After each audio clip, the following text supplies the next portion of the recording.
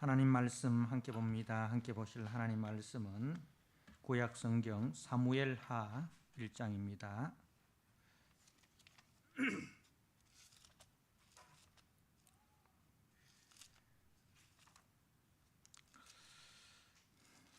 사무엘하 1장 17절 말씀.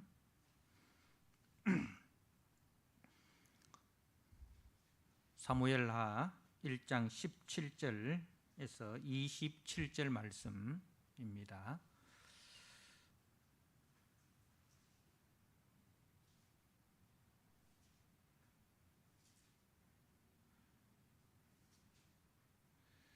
말씀을 봉독드립니다. 다윗이 이 슬픈 노래로 사울과 그의 아들 요나단을 조상하고 명령하여 그것을 유다 족속에게 가르치라 하였으니 곧 활노래라. 야살의 책에 기록되었으되 이스라엘아 네 영광이 산 위에서 죽임을 당하였도다. 오호라 두 용사가 엎드러졌도다. 이 일을 가드에도 알리지 말며 아스글론 거리에도 전파하지 말지어다. 블레셋 사람들의 딸들이 즐거워할까? 할례 받지 못한 자의 딸들이 계가를 부를까 염려로다.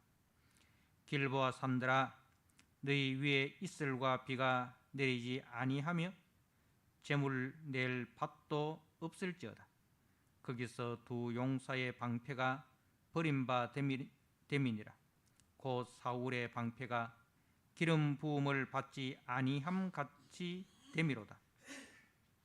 죽은 자의 피에서 용사의 기름에서 요나단의 활이 뒤로 물러가지 아니하였으며 사울의 칼이 헛되이 돌아오지 아니하였도다. 사울과 요나단이 생전에 사랑스럽고 아름다운 자이러니 죽을 때에도 서로 떠나지 아니하였도다. 그들은 독수리보다 빠르고 사자보다 강하였도다. 이스라엘 딸들아 사울을 슬퍼하여 울지어다. 그가 붉은 옷으로 너희에게 화려하게 입혔고 금 놀이개를 너희 옷에 채웠도다. 오호라 두 용사가 전쟁 중에 엎드러졌도다. 요나단이 네 산 위에서 죽임을 당하였도다. 내 형 요나단이여 내가 그대를 애통함은 그대는 내게 심히 아름다움이라. 그대가 나를 사랑함이 기이하여 여인의 사랑보다 더하였도다. 오호라 두 용사가 엎드러졌으며 사울은 무기가 망하였도다 하였더라. 아멘. 오늘 사무엘하 1장 17절에서 27절 말씀 다윗의 애가라는 제목으로 말씀을 함께 나누고자 합니다. 이제 사울의 죽음은 그 다윗에게 있어서 어떤 의미일까요? 자, 지금 다윗은 자기 나라 이스라엘의 영토에 머물러 있지 못하고 그 이스라엘에서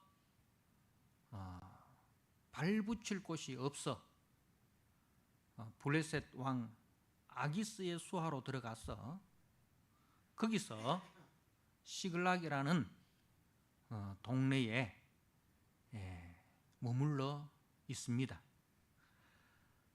누구 때문에 그렇습니까? 그냥 사실적으로 보면 사울 때문에 그렇지 않습니까? 그죠? 사울 왕이 자기를 시기하여 온 이스라엘 땅에 발붙일 곳을 두지 못하도록 군사와 함께 자신을 추격하고, 그죠? 그래서 그 사울의 추격을 피하여 고국을 떠나서 이방 나라의 나그네로 살아가고 있습니다. 그런데 그러던 중에 지금 아말렉 사람에 의해서 소식을 들었습니다. 사울 왕이 블레셋과의 전투에서 전사를 하였다. 그 증거물로 이 아말렉 사람은 사울 왕의 그 왕관과 그 팔찌를 가지고 왔습니다.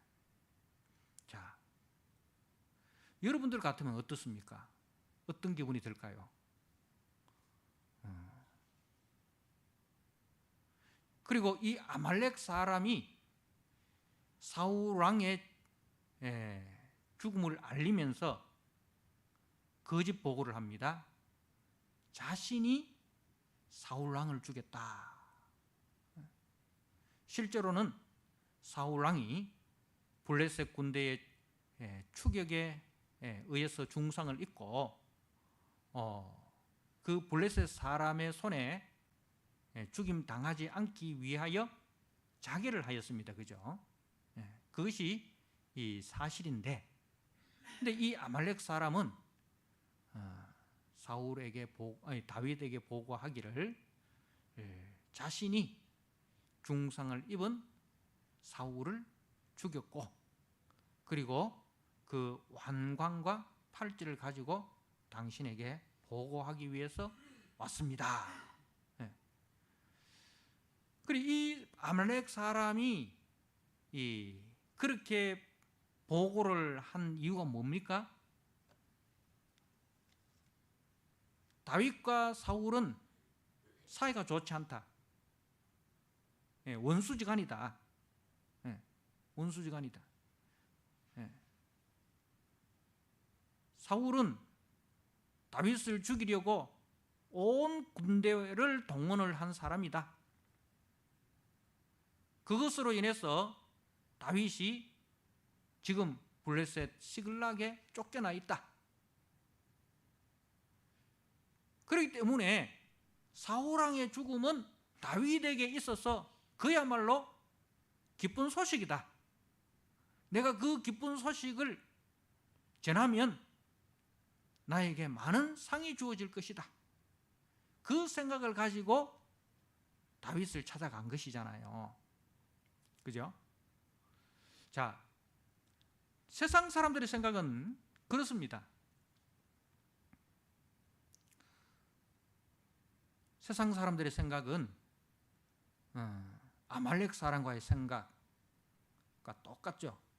그런데 그 보고를 들은 다윗이 하는 행동이 이 아말렉 사람이 기대한 것과 세상 사람들이 생각하는 것과는 너무나 다른 행동을 취하는 것을 우리가 봅니다.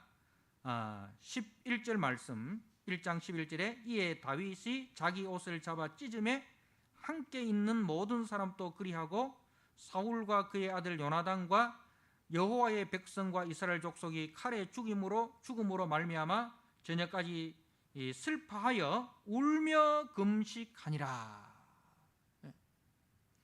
그 아말렉 사람의 보고를 들은 다윗의 행동은 그야말로 쾌재를 부르는 것이 아니라 그 사울과 요나단의 죽음과 이스라엘의 패전을 위해서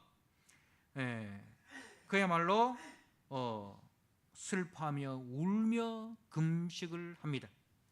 그리고 상을 받았던 그 아말렉 사람을 16절에 보면 다윗이 그에게 이르기를 네 피가 네 머리로 돌아갈지어다 네 입이 네게 대하여 증언하기를 내가 여호와의 기름 부음 받은 자를 죽였노라 함이니라 하였더라. 그래서 그 소식을 가지고 온 아말렉 사람을 처형을 합니다. 네가 어찌하여 어떻게 그런 행동을 하였느냐?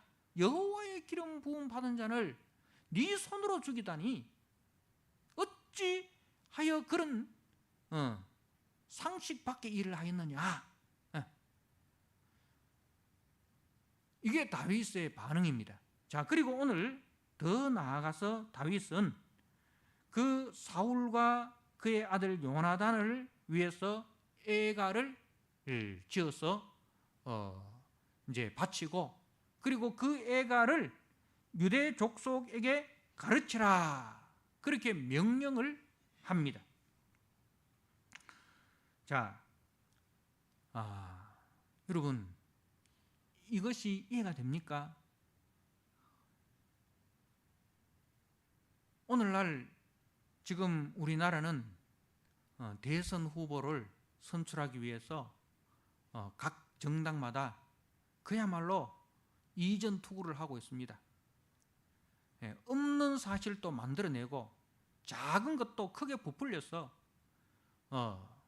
이제 그 상대방의 약점을 잡고 말의 꼬리를 잡고 네가 죽어야 내가 산다 라는 식으로 그야말로 진흙탕 싸움을 하고 있지 않습니까?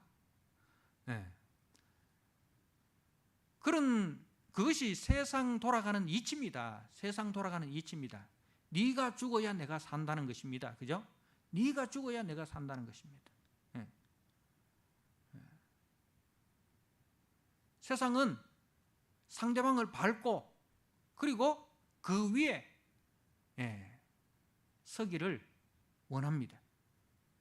자, 그런데 다윗은 그야말로 손 안 대고 코 품격 아닙니까? 그죠?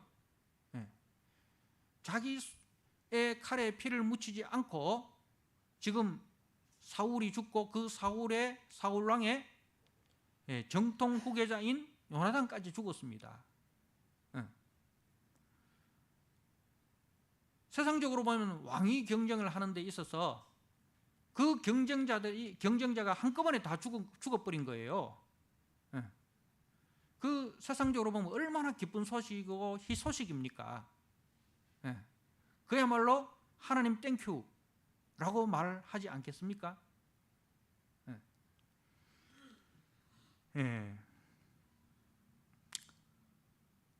그런데 다윗은 오늘 이 슬픈 노래로 사울과 그의 아들 요나단을 조성하고 명령하여 그것을 유다 족속에게 가르치라 하면서 활의 노래라 그렇게 제목을 붙였습니다. 다윗의 중심은 자신의 이해 득실에 있지 아니했습니다. 다윗은 이 사건이 나에게 이익이 되는가, 그것으로 자기 중심으로, 자기 이익 중심으로 사건을 해석하거나 사건을 받아들이지 않는다는 것입니다. 다윗은 이 일이 하나님께 영광이 되는가, 어떻게 하면 이 일로 인해서 하나님이 영광을 받으시고 이 일을 통해서 사람들에게 하나님의 그 영광스러운 모습이 전해지고 가르쳐 줄 수 있을까? 그것이 다윗의 관심이었습니다. 그렇기 때문에 다윗은 사울의 죽음으로 누리는 반사 이익 때문에 절대로 기뻐하지 않았습니다. 이것이 우리 성도들의 가치관이 되어야 됩니다. 지난주에도 말씀을 읽어드렸습니다마는 다시 한번 우리가 잠언 24장 7절 말씀을 제가 한번 읽어드립니다. 잠언 24장 7절.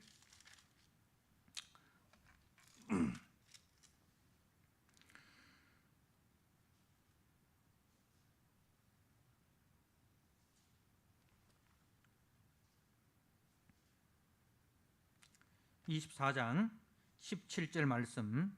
네 원수가 넘어질 때에 즐거워하지 말며. 네 원수가 넘어질 때 어떻게 하지 말라고요? 즐거워하지 말아라. 여러분, 원수가 넘어지면 얼마나 즐겁습니까? 그 인간적으로 그렇지 않습니까? 원수가 넘어지면 대뜸 우리가 드는 생각이 뭡니까? 하나님께서 원수를 치셨다.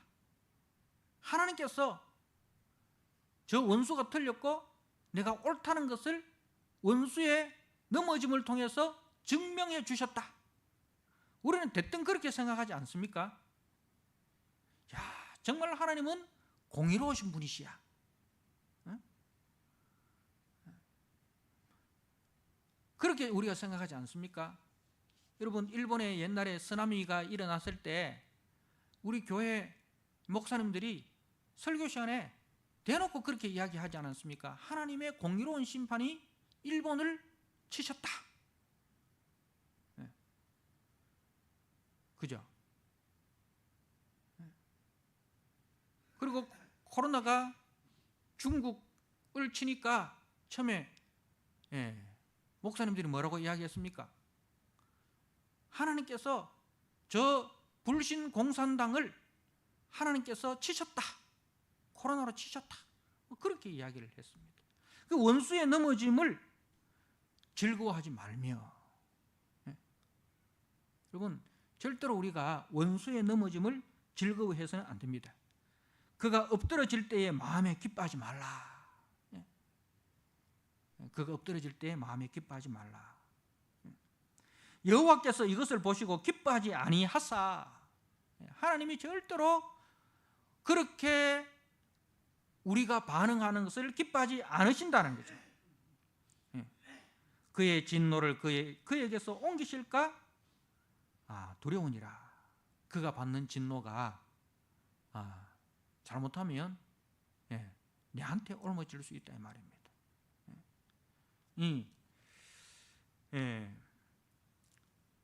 지금 이 아말렉 사람의 사고방식은 원수가 넘어지는 것을 기뻐하고 마음에 즐거워합니다. 쾌재를 부르는 거죠. 그런데 다윗의 마음은 어떻습니까? 잠언 24장 17절 18절에 있는 것처럼 원수의 넘어짐을 절대로 기뻐하거나 마음에 쾌재를 부르지 않습니다.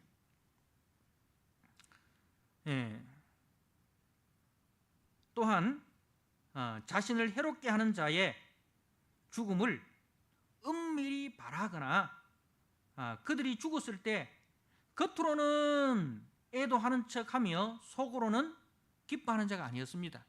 그러니 우리가 인간적으로 생각하면 다윗이 정치적인 술수를 쓰는 건 아닌가? 이런 생각을 가질 수 있잖아요. 나 이런 사람이야. 이런 것을 보여주기 위해서 나는 원수의 넘어짐을 절대로 기뻐하지 않은 사람이야. 나 이렇게 통 큰 사람이야.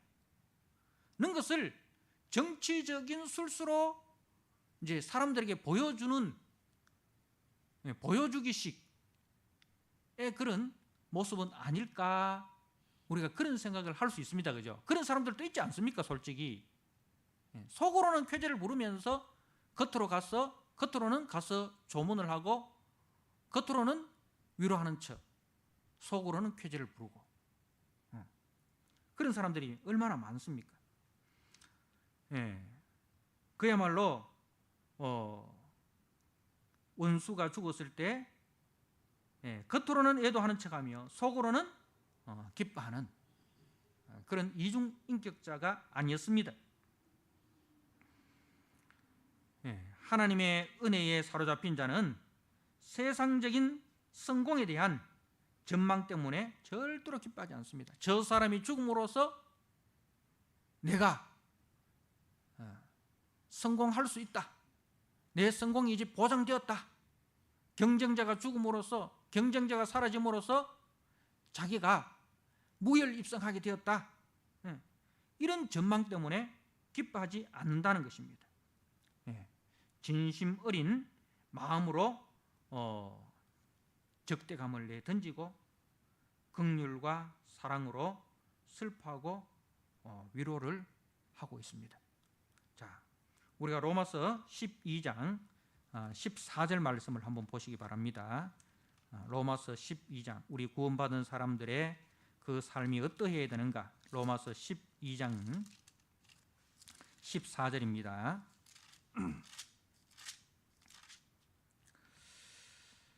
너희는 너희를 박해하는 자를 축복하라. 축복하고 저주하지 말라. 즐거워하는 자들과 함께 즐거워하고 우는 자들과 함께 울라.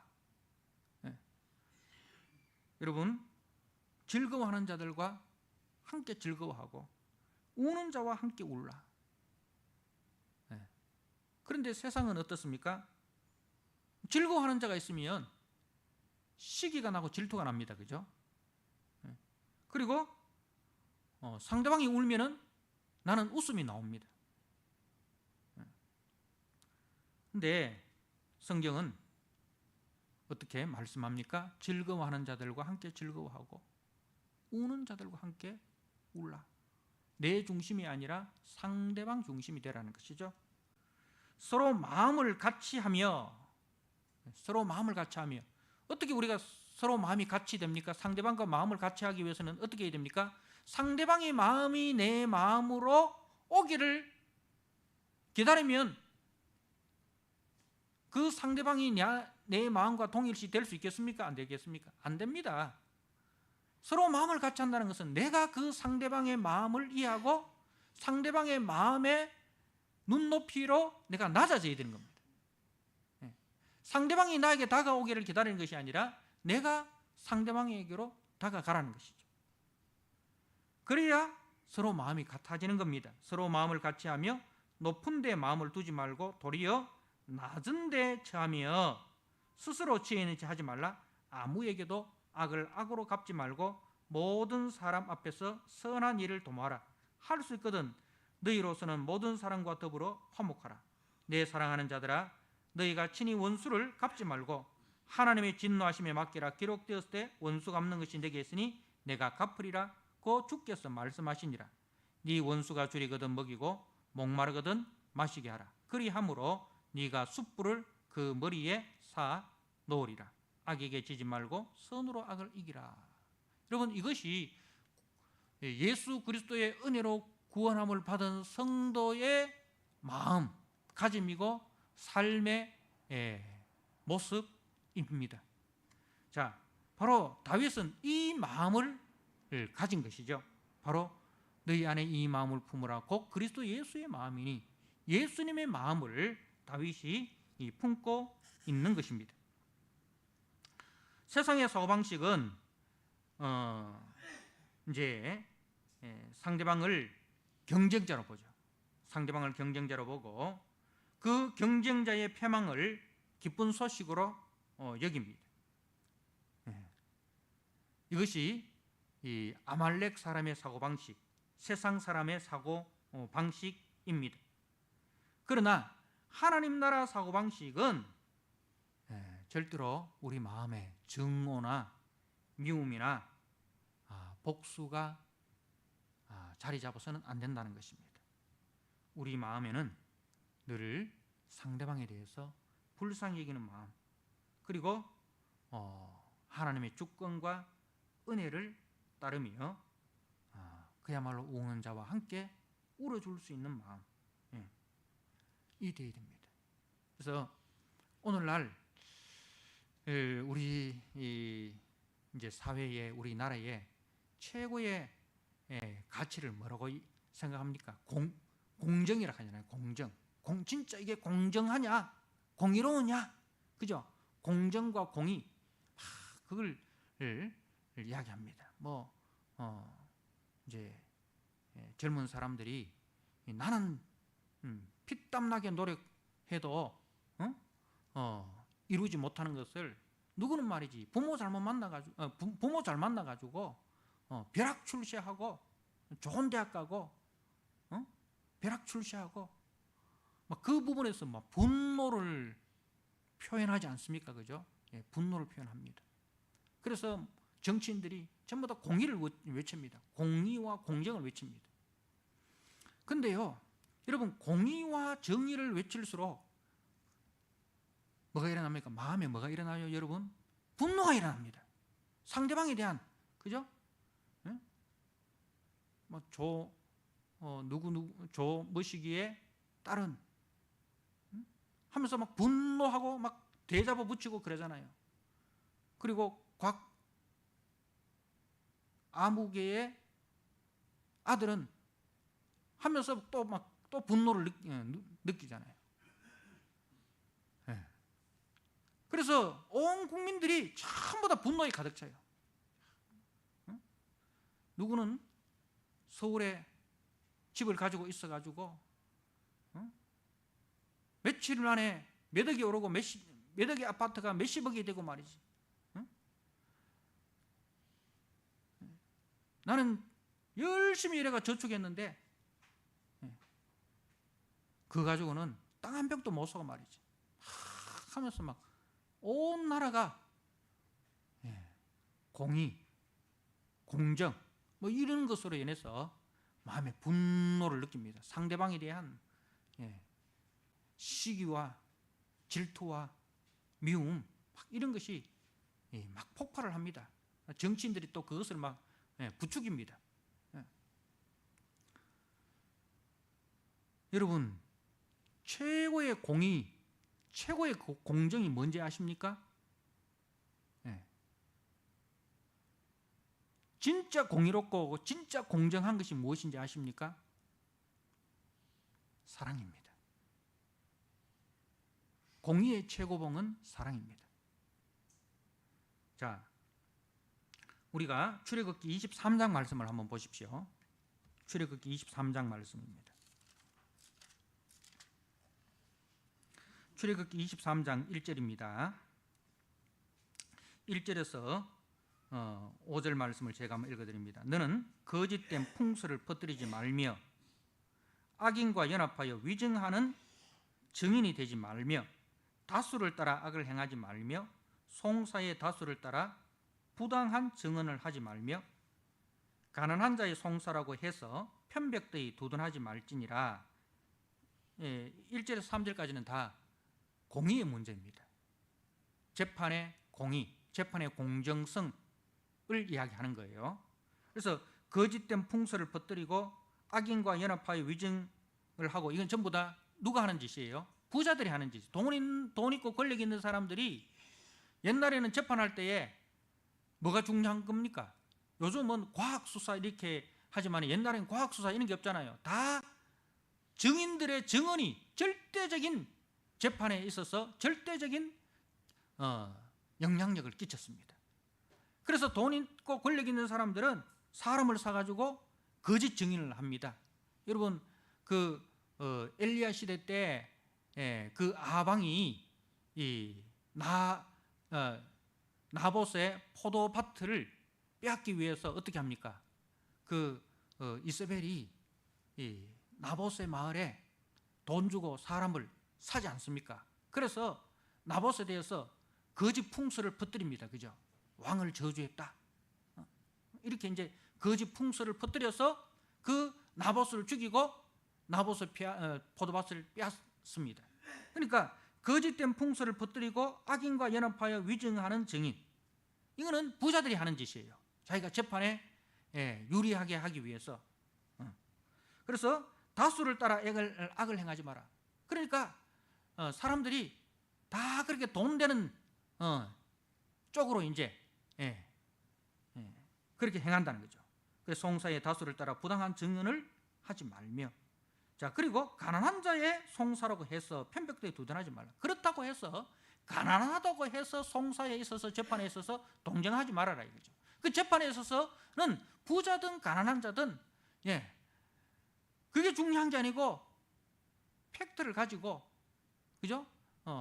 진실 여부를 가지고 옳고 그름을 판단하라, 그 이야기예요. 자, 그리고 4절에서 네가 만일 원수의 길 잃은 소나 나귀를 보거든 반드시 그 사람에게 돌릴지. 자, 지금 내가 A라는 사람하고 재판을 하고 있어요. 재판을 합니다. 근데 내가 굉장히 억울해요. 이 A라는 사람은 권력을 동원하고 돈을 동원해 가지고 거짓 증인을 만들고 말이죠. 막 그렇게 해요. 그런데 그 원수의 소가, 원수의 그 나귀가 집을 나가 길을 잃고 헤매고 있어요. 여러분, 그걸 보고 우리 마음에 어떤 마음이 듭니까? 야, 하나님 정말 공의로우신 분이시구나, 이런 생각이 들고 쾌재를 부리지 않겠습니까? 그런데 성경은 뭐라고 이야기합니까? 네 원수의 길 잃은 소나 나귀를 보거든 반드시 그 원수에게 돌려줘라. 네가 그 소와 나귀를 데리고 그 원수의 집에 데려다 줘라, 이 말입니다. 그리고 네가 만일 너를 미워하는 자의 나귀가 짐을 싣고 엎드러짐을 보거든 그것을 버려두지 말고 그것을 도와 그 짐을 부릴지니라. 원수가 이제 나귀의 짐을 싣고 가다가 이 나귀가 늪에 빠졌어요. 그래가지고 이제 이 나귀가 죽게 된 거죠. 그러면은 그 원수가 어떻게 하겠습니까? 막 나귀를 살리기 위해서 노력하지 않겠습니까? 그걸 내가 봤다, 이 말입니다. 그렇게 했을 때 못 본 채 하고 지나가지 말고 그 사람을 도와서 그 나귀를 구출해라, 이 말입니다. 여러분, 뭐예요? 공의, 정의, 공정 만을 외치면 분노가 일어납니다. 그런데 그 최고의 공의와 최고의 정의와 최고의 공정은 사랑입니다. 사랑입니다. 우리가 즐거워하는 자와 함께 즐거워하고 우는 자와 함께 울 때에 뭐가 되어집니까? 마음을 같이 하게 되는 거예요. 서로에 대해서 이해하게 되고 오해가 풀려지고 하나가 되어지는 거예요. 그렇게 되는 것은 무엇만이 그렇게 할 수 있다고요? 사랑만이 그렇게 할 수 있다는 거예요. 그래서 십자가는 하나님의 공의와 하나님의 사랑이 동시에 나타나는 것입니다. 하나님의 공의는 뭐예요? 죄에 대한 심판입니다. 그죠? 그런데 그 하나님의 공의를 하나님이 어떻게 이루십니까? 하나님의 사랑으로 하나님의 공의를 이루십니다. 그 죄에 대한 심판을, 죄인에 대한 그 심판을 누구에게? 하나님의 아들 예수 그리스도에게 다 짊어지우십니다. 그래서 예수님은 그 공의의 심판을 십자가에 받으시고 하나님의 공의를 만족시킴으로 우리에게 사랑을 베푸셨습니다. 이것이 하나님 나라 가치입니다. 하나님 나라의 삶의 방정식이란 말입니다. 그래서 세상의 사고방식은 상대방을 경쟁자로 봅니다. 그리고 그 경쟁자의 패망을 기쁜 소식으로 여깁니다. 그러나 하나님 나라 사고방식은 그것이 아닙니다. 하나님 나라 사고방식은 우는 자와 함께 울고 즐거워하는 자와 함께 즐거워하는 것입니다. 자, 그래서 1절에 그것을 유다 족속에게 가르치라. 그 애가의 정신, 이 다윗의 정신, 이 하나님 나라 정신을 유다 족속에게, 유다 족속이 누굽니까? 교회 아닙니까? 교회에 가르치라. 성도에게 가르치라. 그러니까 교회와 성도는 세상의 가치를 따라가는 사람이 아니라 세상의 가치를 십자가에 못 박고 예수 그리스도의 그 삶의 발자취를 따라가는 것입니다. 그 하나님 나라 가치를 우리는 그것이 옳다고 여기고 그 하나님 나라 가치를 따라서 우리는 살아가는 사람들이라는 거죠. 그래서 교회와 성도는 세상이 가르치는 세상의 가치와 세상의 기준을 따라가는 사람이 아니라 교회와 성도는 세상의 기준과 가치를 십자가에 못 박고 예수 그리스도의 그 사랑을 따라서 살아가는 사람들입니다. 그래서 다윗은 그것을 유다 족속에게 가르치라 그렇게 명령합니다. 명령하여, 이것은 반드시 해야 된다 이 말입니다. 해도 되고 안 해도 되고 그게 아니죠. 명령이라는 것은 뭐예요? 반드시 해야 되는 겁니다. 그게 명령이에요. 하나님 나라 백성들은 반드시 이렇게 하나님 나라 가치를 따라서 예수 그리스도의 마음을 따라서 살아가야 한다는 것입니다. 그것이 이 성도의 사명입니다. 자, 그리고 19절 말씀, 이스라엘아 네 영광이 산 위에서 죽임을 당하였도다. 네 영광이라는 것은 이제 그 사울과 요나단을 두고 하는 말입니다. 사울과 요나단이 이스라엘의 영광이다는 겁니다. 그리고 이 사울과 요나단을 향해서 계속해서 반복하는 말이 두 용사라고 합니다. 19절에 오호라 두 용사가 엎드려졌다. 그리고 21절에 두 용사의 방패가 버림받음이며, 그리고 25절에도 오호라 두 용사가 전쟁 중에 엎드려졌다. 27절에도 오호라 두 용사가 엎드려졌으며, 이렇게 사울과 요나단을 향해서 다윗은 네 영광이라 하고 이렇게 두 용사라 그렇게 말합니다. 여러분, 이것은 뭐냐면은 사울은 기름 부음 받은 사람입니다. 기름 부음 받은 사람입니다. 아무리 부족하고 아무리 못나도 기름 부음 받은 성도라는 거예요. 그래서 하나님께서 우리 성도들을 볼 때에 어떻게 보시느냐 말입니다. 하나님께서 우리들을 보실 때 어떻게 보시느냐?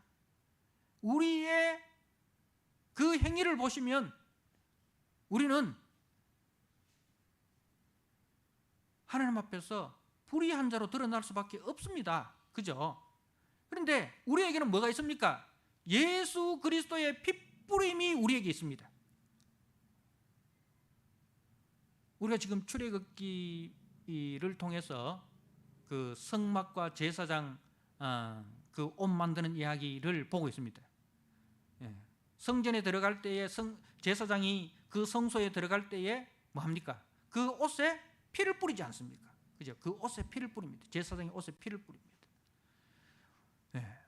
그러니까 우리는 핏뿌림을, 예수 그리스도의 핏뿌림을 받은 자. 그래서 하나님께서 우리를 보실 때에 예수님의 피를 통해서 우리를 보신다는 거죠. 예수님의 피가 우리의 허물과 죄를 씻어주시고 가리워주시고 덮어주십니다. 그래서 우리를 주님이 뭐라고 부르십니까? 그리스도의 신부라 그렇게 불러주시는 거죠. 사울과 요나단이 부족한 부분이 있어도 하나님은 그 사울과 요나단에 대해서 영광이라 부르시고 용사라 부르신다는 거죠. 그것이 하나님이 우리를, 저와 여러분을 보는 눈이라는 거예요. 그렇다면 우리도 우리의 형제들을 볼 때에 바로 이런 눈으로 봐야 된다는 거예요. 우리가 예수님의 옷을 입은 자로 보지 않으면 속속들이 그 사람의 허물과 죄악이 다 보입니다. 어느 집사는 어떻고 어느 집사는 어떻고 막. 그래서 교회가 왜 이래? 교회가 왜 이래? 성도가 왜 이래? 하면서 시험 들고 목사님 나 누구 때문에 교회 못 다니겠어요? 너무 힘들어요. 막. 그거는 왜 그렇습니까? 그 사람을 볼 때에 예수님의 피가 그 성도에게 발려 있다는 것을 모르고 그 사람을 볼 때에 예수의 피를 제외시키고 내 눈으로 그 사람을 보니까 그 사람의 허물이 보이고 그 사람의 잘못이 보이고 그 사람의 못난 부분이 보이는 거예요. 근데 다윗은 다윗만큼 사울에게 핍박을 당한 사람이 누가 있습니까? 그죠? 다윗이 사울에게 한 것은 충성밖에 없습니다. 그죠? 그런데 그 사울에 의해서 무지막지한 핍박을 받지 않습니까? 우리가 인간적으로 봐도 사울은 너무나도 못난 부분이 많은 사람입니다. 그런데 다윗은 그 사울의 죽음 앞에서 사울을 볼 때에, 사울을 평가할 때에 자기가 사울에게 받은 그 상처를 가지고 사울을 평가하지 않는다는 거예요. 하나님의 눈으로 그 사울을 본다는 겁니다. 그래서 그 사울과 요나단을 향해서 영광이라 하고 두 용사라 그렇게 불러주고 있다는 말씀입니다. 사랑하는 성도 여러분, 우리의 부족함과 연약함과 약점을 주님은 주님의 피로 다 덮어주시고 우리를 영광스러운 자라고 불러주십니다. 자, 우리가 민수기 23장 21절 말씀을 한번 보시기 바랍니다. 민수기 23장 21절 말씀.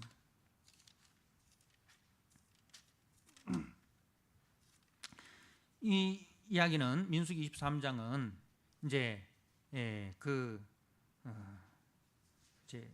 발락, 모압 왕 발락이 이제 이스라엘을 저주하기 위해서 발람 선지자를 불러가지고 돈을 주고 불러가지고 이제 이스라엘을 보여주면서 저주하라고 그 발람 선지자를 불렀어요. 자, 그런데 그 발람 선지자가 뭐라고 하는지 보십시오. 20절, 21절. 내가 축복한 것을 받았으니 그가 주신 복을 내가 돌이키지 않으리라. 야곱의 허물을 보지 아니하시며 이스라엘의 반역을 보지 아니하시는도다. 여호와 그들의 하나님이 그들과 함께 계시니 왕을 부르는 소리가 그 중에 있도다.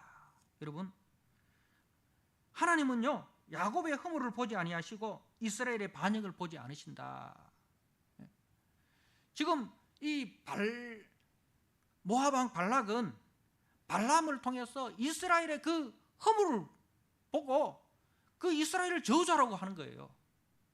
그런데 하나님께서 이 발람 선지자의 눈에 뭘 보여주십니까?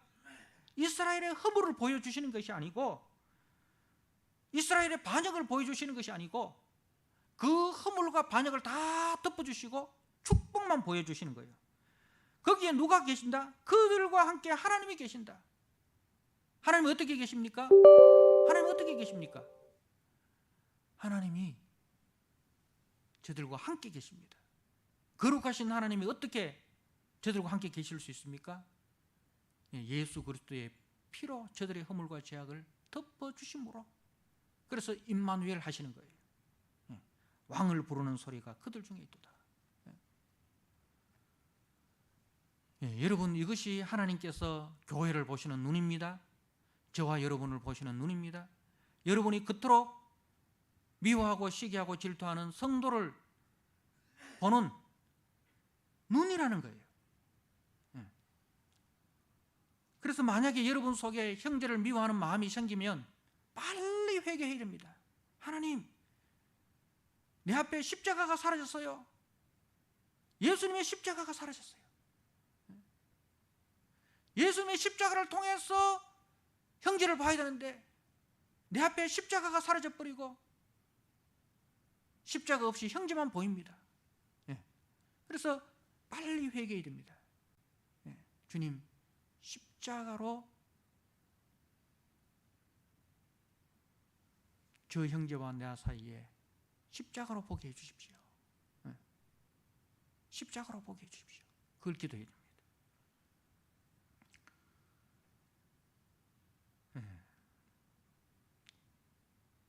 사랑하는 성도 여러분, 오늘 다윗의 애가를 통해서 성도가 가져야 할 사람을 보는 눈, 교회를 보는 눈, 형제를 바라보는 눈, 이 어떠해야 되는지를 우리가 들었습니다. 우리 하나님은 항상 우리를 십자가의 피로 우리와 하나님 사이에 세워두시고 우리를 바라보신다는 사실, 그렇기 때문에 우리의 허물과 우리의 죄악이 보여지지 않고 예수님의 피를 통해서 우리가 그리스도의 신부로 보여주는 거예요. 다윗은 그 눈으로 자기의 대적인 사울을 봅니다. 그랬을 때 모든 미움과 모든 그 상처가 다 치유되어지고 그 우는 자와 함께 울 수 있고 마음을 같이 할 수가 있었습니다. 그것이 교회입니다. 그것이 하나님 나라입니다. 그 하나님 나라가 저와 여러분들 가운데 충만하게 임하기를 주님의 이름으로 부탁드립니다. 아멘. 우리 하나님 아버지, 오늘 말씀을 통해서 다시 한번 세상의 눈과 하나님의 눈이 어떻게 다른지 다윗의 애가를 통해서 우리가 배웠습니다. 하나님 아버지, 우리가 하나님의 눈이 아닌 세상의 눈으로 교회를 보고 성도를 볼 때가 많았습니다. 그리하여 우리가 우는 자와 함께 같이 울지 못하고 즐거워하는 자들과 함께 즐거워하지 못하고 마음을 같이 하지 못할 때가 너무나 많았습니다. 주님, 불쌍히 여겨주시고 긍휼히 여겨주시옵소서. 속히 우리 앞에 십자가를 세워주시고 그 십자가를 통해서 나를 보게 하시고 교회를 보게 하시고 형제를 보게 하여 주옵소서. 그리하여 하나님 나라 기준과 하나님 나라 가치가 나의 삶의 기준이 되고 가치가 되게 하여 주옵소서. 예수님께 하신 이름으로 감사하며 기도드리옵나이다. 아멘. 찬송가 220장